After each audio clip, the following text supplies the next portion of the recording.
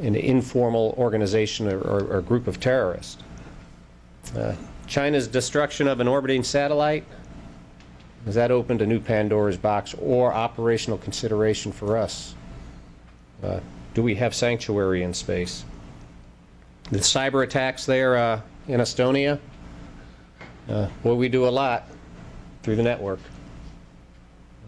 Is that a vulnerability that we now have, and is it an ability for something for us to engage in or to exploit? The California wildfires last October and this past spring also, we committed National Guardsmen this spring to fighting those fires. 2 task forces of approximately 400 men each, and multiple rotations of those task forces. Pakistan, a pot that may be boiling or simmering, a sanctuary in the western area that definitely influences Afghanistan. We also consider there, what's Russia? We know what they did recently. We know what they were doing, their long-range air patrols. What are they thinking? And where are they going?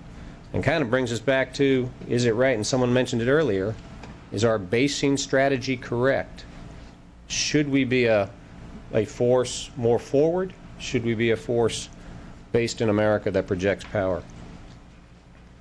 Natural disaster in Burma, natural disaster in China, a Russian invasion here of Georgia again.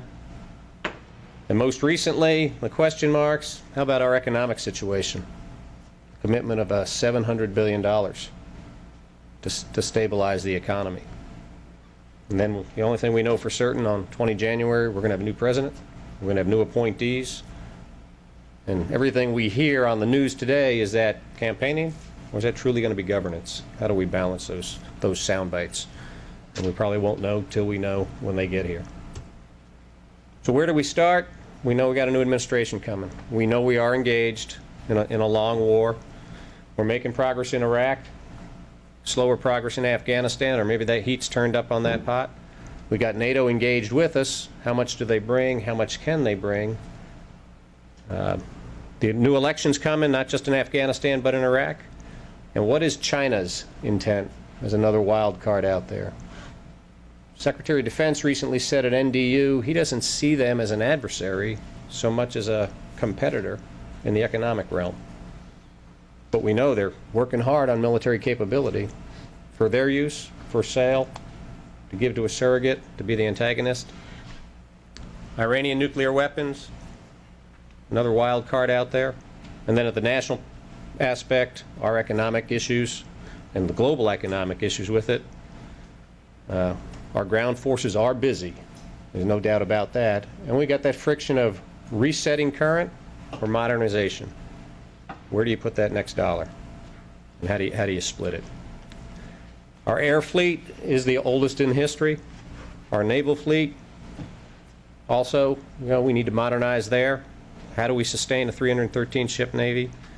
And then our base budget, is it adequate for peacetime? Definitely not adequate for wartime, and to support a full spectrum military capability. Some Army issues. What is the future strategic environment? Well, that's not just Army, but as we look at it, what is it going to be? Will there be a near-peer competitor? Or will it be, no, continuation, non-state is what we need to focus? And what will that new defense strategy and those priorities be when the new administration comes in? And then how do we balance and mix capabilities? 2 MCOs? 1 MCO and other stuff? What does Homeland Defense really mean? And is that a reserve lead or an active lead? A little known fact, the U.S. Army Reserve is precluded from doing any support to civil authorities other than for WMD incidents. Okay? Many people don't realize that, but that is in law. And then how do we, our engagement to build partner capacity, train, equip, advise, counterinsurgency aspect, and where does the reserve component, we keep talking about operationalizing the reserve component. Well, how do we get that down to brass tacks of what does that really mean, and how do we optimize the reserve component its talents, its capabilities, without taking too much away from the homeland aspect and the missions, especially for the National Guard, that they have to perform to support the states.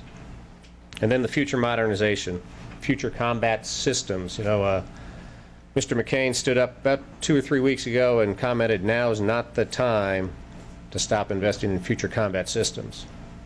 Much excitement inside the Army, but then we realized we're not certain if he was talking capital F, capital C, capital S, or in the grander generic of future combat systems. But we know we have to continue investment in modernization, and we know we have to reset our force to be prepared for the next operation.